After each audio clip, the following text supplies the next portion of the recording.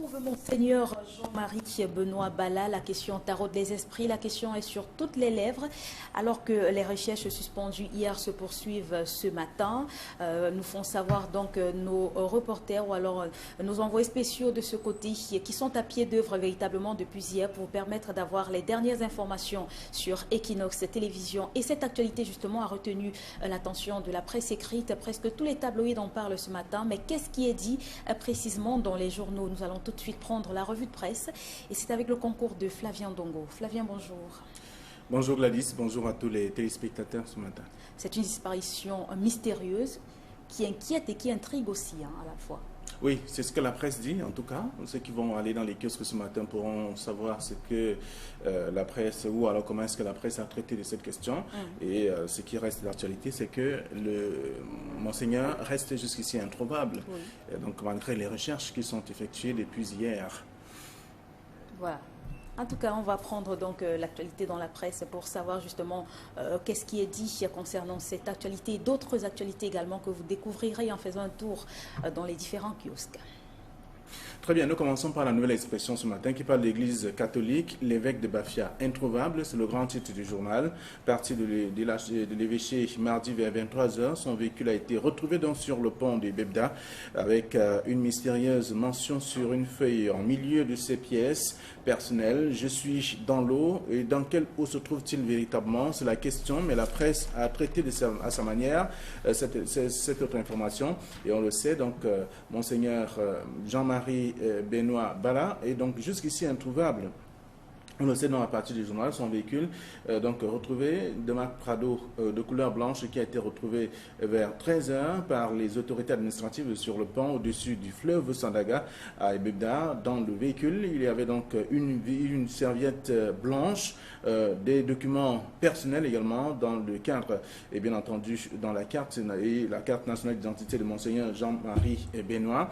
Et tout cela, dans le journal ce matin, on apprend également il avait donné, bien entendu, de sa vie à l'Église et il a traité également, il parlait beaucoup plus de la mort, il parlait également de la disparition de son prédécesseur. Donc tous ces éléments sont dans le journal pour dire que ces derniers temps, il avait l'air fatigué, selon bien sûr quelques personnes interrogées, des fidèles notamment, ses proches aussi, qui font savoir qu'il y a bien des choses qu'il fallait voir déjà, des signes qui étaient déjà prévisibles. Est-ce qu'il a vraiment disparu? Est-il dans l'eau véritablement? C'est autant de questions que se pose le journal.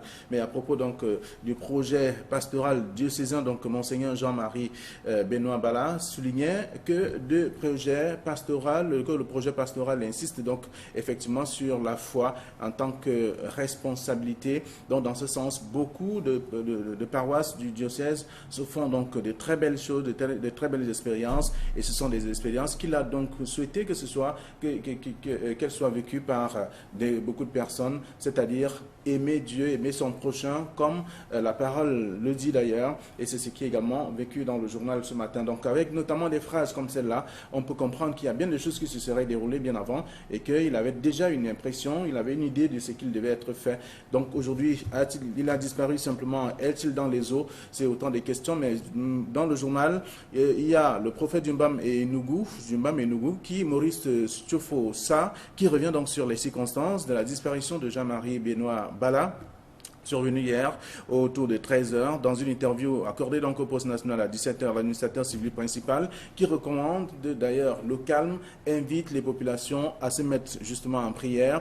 Il estime qu'il y a bien de choses qu'on pourrait voir et refaire aussi pour peut-être, il est allé juste faire un tour, il peut revenir à tout moment. Et là, ça devient également une autre préoccupation. C'est là l'un des aspects à découvrir dans le journal, la nouvelle expression de ce matin. Le journal Le Messager qui traite également de cette question ce matin fait savoir simplement que l'évêque de Bafia a disparu et qu'il peut revenir également. Mais aujourd'hui, on apprend que c'est le clergé qui est sous le choc depuis l'annonce de la disparition de Monseigneur Jean-Marie Bala. Donc aujourd'hui, le clergé qui s'est prononcé à travers notamment le président de la conférence épiscopale du Cameroun, donc Monseigneur Samuel Cléda, qui estime qu'il faut simplement prier et il invite les hommes de bonne volonté, les fidèles catholiques à prier, beaucoup prier, et espérant qu'il pourra certainement revenir, même s'il filer dans l'eau et qu'il trouve une place auprès de l'Éternel. Donc c'est aussi l'un des aspects, comment est-ce que la presse traite également de cette question dans le messager de ce matin. L'Info Matin, qui ne rate pas l'occasion, fait savoir que les informations contradictoires circulent bien sûr après la disparition de l'évêque de Bafia. Le pont de Bebda garde son mystère, dont la réaction de Monseigneur Samuel Kidaye a découvert également dans le journal, en page 2, cette actualité qui est donc traitée partout dans la plupart des journaux aujourd'hui. Donc dans les journaux également, on revient avec la nouvelle expression de ce matin qui parle de toute autre chose, après notamment ce grand sujet, et le journal La Nouvelle Expression parle également de la catastrophe des écarts avec le CPP qui accuse, à la suite donc de la publication des résultats de l'enquête sur la catastrophe ferroviaire, la présidente nationale du Cameroun People's Party, Kawala, tient donc le gouvernement pour responsable du drame et trouve insignifiant donc l'appui d'1 milliard de francs CFA annoncé donc par l'État. Donc après cette publication, elle estime que le gouvernement camerounais doit résoudre tous ces problèmes-là et trouver des solutions fiables pour améliorer les conditions de vie des populations à travers notamment l'amélioration de la qualité du rail et bien d'autres faits qui tournent autour de cet accident ferroviaire et des populations qui aujourd'hui sont introuvables parmi les personnes qui étaient donc dans le train 152 du 21 octobre 2016. Donc avec notamment ces révélations qui sont dans le journal, on peut comprendre qu'il y a bien sûr des responsabilités de la part du gouvernement, selon bien entendu le CPP qui accuse aujourd'hui. Le journal se parle également des décisions de justice avec le Cameroun qui perd des milliards de francs CFA. C'est la nouvelle expression qui nous apprend par an. Donc le constat est fait par les observateurs avertis au regard des verdicts donc rendus dans les tribunaux et qui condamnent d'ailleurs de plus en plus l'État à payer les dépens, aux innocents détenus à tort ou à raison. C'est à lire dans le journal. On prend par exemple le cas donc de 10 ans, de 17 ans passés sans motif valable donc de Michel Thierry à Tangana. C'est un des cas. On parle également de l'ex-maire de Njombe Penja et de Paul Riking qui, victime dans des procès à n'en point finir, avec également plusieurs cas aussi qui sont sur son dos, mais qui finalement n'ont pas révélé grand-chose, selon bien entendu le journal. Alors Paul Riking, on se souvient, avait été donc condamné à 3 ans de prison ferme le 23 mars 2011 par la Cour d'appel du littoral avant donc d'écoper de la prison à vie prononcée donc par le tribunal de grande instance du Vourier aussi. Donc, avec également ces multiples exemples, on comprend qu'il y a bien des choses et qu'il y a le Cameroun, en tout cas, perd beaucoup d'argent parce qu'il manque des conseils aussi de qualité. Et c'est ce que dit d'ailleurs Maître Célestin Kengoum, qui fait savoir qu'il faut que l'État s'entoure de bons conseillers juridiques, dont l'avocat au barreau du Cameroun évoque d'ailleurs les contours des décisions de justice qui condamnent de plus en plus l'État du Cameroun à verser des millions, voire des milliards de francs CFA en guise de réparation du préjudice subi donc par des fonctionnaires et même autres innocents incarcérés à tort. Donc c'est à découvrir dans le journal, dans cette interview que Maître Kengoum a accordé à la nouvelle expression pour comprendre qu'il y a également des juristes, en tout cas, qui ne font peut-être pas leur travail autour des condamnations qui sont faites et qu'il faut simplement que l'État s'entoure de bons conseillers juridiques pour éviter la sortie des milliards de francs CFA pour notamment payer des dommages et intérêts à des personnes qui avaient été condamnées par exemple à tort. C'est à découvrir dans le journal La Nouvelle Expression de ce matin. Et puis dans Info Matin, on parle également du colonel Clément Moussi. Toute l'élite du Grand Nord était dans le coup. Tension ouverte, témoin donc averti de la tentative avouée, ou tout au moins avortée de la mutinerie du 6 avril 1984. L'officier à la retraite livre dans sa part des vérités dans le journal et dans le dossier à lire de la page 8 à la page 9. C'est dans ce numéro, parce qu'on revient également sur la question du 6 avril. Qu'est-ce qui s'est réellement passé, qui était impliqué et qui a payé le prix? De toute façon, dans le dossier de ce matin, on peut comprendre tout cela si vous faites un tour dans les kiosques ce jour, ce 4e jour de la semaine. On va poursuivre également cette revue avec le journal L'Équation qui est disponible et qui parle du droit d'auteur, de l'art musical. Il y a un bras de fer entre le Premier ministre et le ministre des Arts et de la Culture. Philemon Yan a d'ailleurs prescrit la fusion CMC-SOCAM faisant fi donc de cette instruction, Moïse Kombi a décidé donc de créer une nouvelle société vers un échec à l'assainissement donc de ce milieu.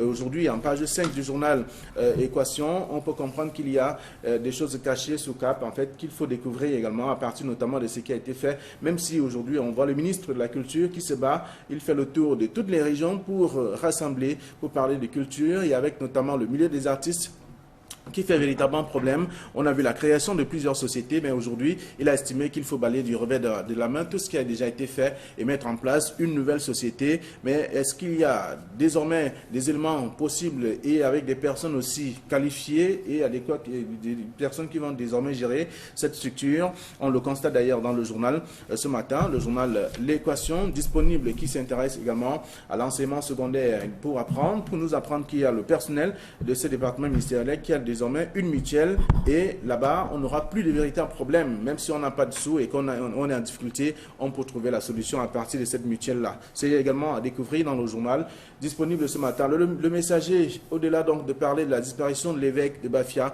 parle aussi de la couverture sociale, précise que 2% seulement de la population des Camerounais sont donc assurés. Ce sont des révélations faites hier au cours d'une plateforme d'échange entre les développeurs et les assureurs. C'est donc un document à lire également en page 4 du quotidien Le Messager de ce jeudi. Voilà ce que la presse propose ce matin. D'accord. L'actualité est donc disponible. On vous a fait le condensé, la synthèse des nouvelles parues donc ce premier jour du mois de juin avec Flavien dans le cadre de notre revue de presse. Mais tout à l'heure à 9h30, ce sera un peu plus élargi dans le cadre de la revue des grandes unes. Vous aurez des analyses, même des commentaires également des différents invités de Flavien Dongo. Monsieur, bonjour, merci. Merci à vous pour cette revue. On se retrouve donc à 9h30. Très bien. Bonjour Étienne. Bonjour Flavien. Bienvenue dans la famille. Merci de m'accueillir chez vous, chez nous. Allez, bonne journée à vous. Je vous laisse en compagnie de Gladys. Exact. Elle sait trop bien le faire, c'est-à-dire quoi? Recevoir les invités. Mais il n'est plus un invité, donc il fait partie de la maison désormais. Il faudrait de temps en temps le lui rappeler parce qu'il oublie de temps en temps que je fais partie de la maison. Il fait partie de la bande de Lefto. Vous savez que même quand on est régulier dans une maison, on n'est pas très sûr d'avoir les Allez, bonne journée à vous. Bonne journée. Alors, on va poursuivre. Tout de suite, c'est le sport, le temps de sport. On parlera de notre championnat national de karaté également, de cyclisme et même de la finale de la Champions League féminine. D'accord. On prend d'abord l'indicatif et on se retrouve après. Voir ce que la presse, ou alors comment est-ce que la presse a traité de cette question. Et ce qui reste d'actualité, c'est que le Monseigneur reste jusqu'ici introuvable. Oui. Donc malgré les recherches qui sont effectuées depuis hier. Voilà. En tout cas, on va prendre donc l'actualité dans la presse pour savoir justement qu'est-ce qui est dit concernant cette actualité et d'autres actualités également que vous découvrirez en faisant un tour dans les différents kiosques. Très bien, nous commençons par la nouvelle expression ce matin qui parle de l'Église catholique, l'évêque de Bafia introuvable, c'est le grand titre du journal. Parti de l'évêché mardi vers 23h, son véhicule a été retrouvé donc sur le pont de Bebda avec une mystérieuse mention sur une feuille en milieu de ses pièces personnelles. Je suis dans l'eau, et dans quelle eau se trouve-t-il véritablement? Cela parle également de la disparition de son prédécesseur, dont tous ces éléments sont dans le journal pour dire que ces derniers temps, il avait l'air fatigué, selon bien sûr quelques personnes interrogées, des fidèles notamment, ses proches aussi, qui font savoir qu'il y a bien des choses qu'il fallait voir déjà, des signes qui étaient déjà prévisibles. Est-ce qu'il a vraiment disparu? Est-il dans l'eau véritablement? C'est autant de questions que se pose le journal. Mais à propos donc du projet pastoral diocésain, donc Monseigneur Jean-Marie Benoît Bala soulignait que le projet pastoral insiste donc effectivement sur la foi en tant que responsabilité.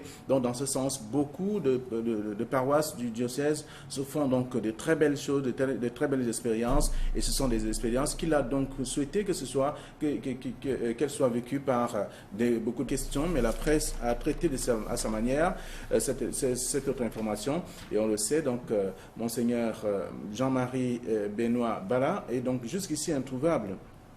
On le sait dans la partie du journal, son véhicule, donc retrouvé de marque Prado de couleur blanche qui a été retrouvé vers 13 h par les autorités administratives sur le pont au-dessus du fleuve Sandaga à Ebebda. Dans le véhicule, il y avait donc une serviette blanche, des documents personnels également dans le cadre et bien entendu dans la carte nationale d'identité de Monseigneur Jean-Marie Benoît.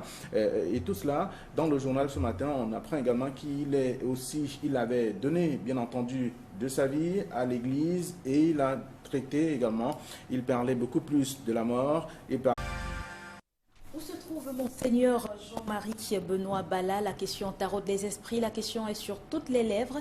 Alors que les recherches suspendues hier se poursuivent ce matin, nous font savoir donc nos reporters ou alors nos envoyés spéciaux de ce côté qui sont à pied d'œuvre véritablement depuis hier pour vous permettre d'avoir les dernières informations sur Equinox Télévision. Et cette actualité justement a retenu l'attention de la presse écrite. Presque tous les tabloïds en parlent ce matin. Mais qu'est-ce qui est dit précisément dans les journaux? Nous allons tout de suite prendre la revue de presse et c'est avec le concours de Flavien Dongo. Flavien, bonjour.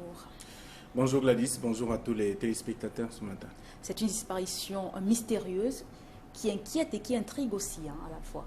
Oui, c'est ce que la presse dit, en tout cas. Ceux qui vont aller dans les kiosques ce matin pourront savoir personne, c'est-à-dire aimer Dieu, aimer son prochain, comme la parole le dit d'ailleurs, et c'est ce qui est également vécu dans le journal ce matin. Donc avec notamment des phrases comme celle-là, on peut comprendre qu'il y a bien des choses qui se seraient déroulées bien avant, et qu'il avait déjà une impression, il avait une idée de ce qu'il devait être fait.